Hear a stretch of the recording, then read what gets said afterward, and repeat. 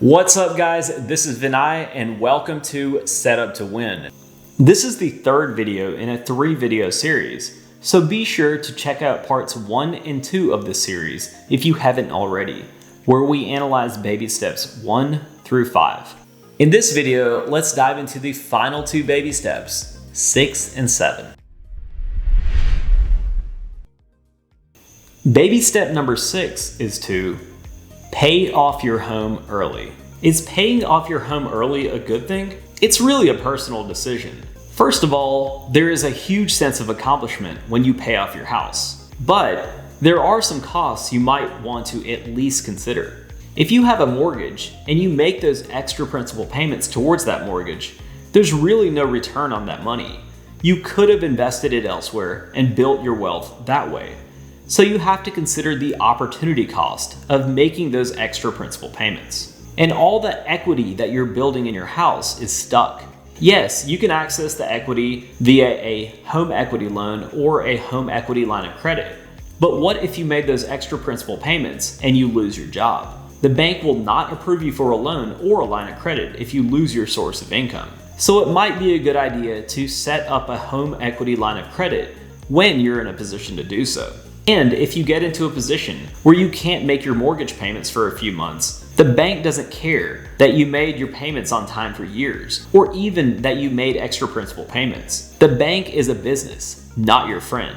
They will foreclose on that house and take it from you. And you need to remember that just because you paid off your mortgage, it doesn't mean that you live in the house for free. There are a number of expenses you still need to pay, such as property taxes, insurance, maintenance, which includes but is not limited to appliances, flooring, paint, and normal wear and tear. And you might be subject to a homeowners association fee. I will add the caveat that it oftentimes doesn't make sense to pay off your house quickly if you have a traditional mortgage.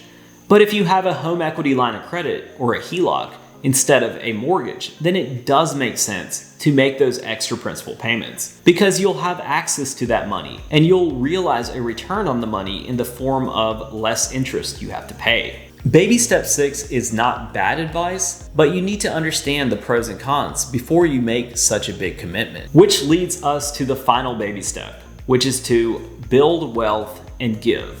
The spirit of this baby step is very important. If you are in a position to do so, it's healthy to try and give to those in need. And when you have no debt obligations, it's easier to focus your money and energy towards charitable causes. But you don't need to be wealthy to be generous, whether it be through directly helping a cause or donating money to a charity. But be really careful about contributing to just any charity out there. There are so many charities that mismanage funds, and a lot of the money contributed to them doesn't actually go to the cause they say they're supporting. So do a little research and make sure your hard-earned money is going to where you want it to go to. So looking back on Dave Ramsey's baby steps 6 and 7, let's see if they actually make sense. Baby step 6 was to pay off your home early. Again, this is not bad advice. You just need to know the pros and cons of paying down a mortgage quicker than scheduled. And baby step number 7 was to build wealth and give. Making sure that you give back is important.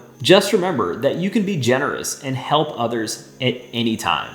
Baby steps 6 and 7 are good advice in certain conditions, and they are certainly better than baby steps 4 and 5. And now a final analysis to see where the baby step program will take you. If you followed baby steps 1 through 3 to a T, you will have dug yourself out of debt. That's a great thing because you don't need to work tirelessly just to service all the debt that you piled up. Most people could probably stop after baby step 3 and get what they need to get out of Dave Ramsey. They dug themselves out of a hole and they can take it from here. But the problem is that by the time you get through step 3, you might feel like you've improved your life and you want to keep improving. So people continue down the baby step path and get lured into baby steps 4 and 5. And these are the steps where you can get into some trouble. If you follow Dave Ramsey's advice to a T, you will not get ahead. The scary thing is that Ramsey has convinced tens of millions of people that investing into mutual funds and 529 plans is a good move. Either Ramsey doesn't understand simple finance, or he is happy lining his own pockets with those hefty fees that you pay. I'm pretty sure it's the latter. If you consider not taking the strict advice and figure out more effective ways of saving for retirement and helping your kids get a head start in life, then these steps are actually pretty good.